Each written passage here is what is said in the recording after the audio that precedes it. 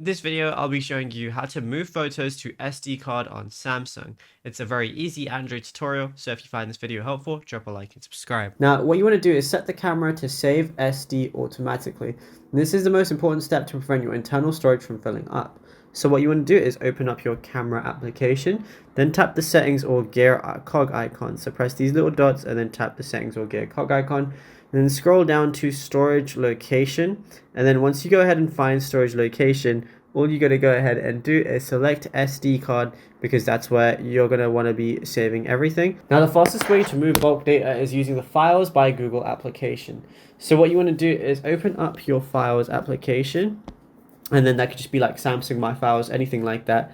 And then go ahead to and select your images. So go over to your images folder, and then you can either just long press on one, and then I can select multiple if I want to.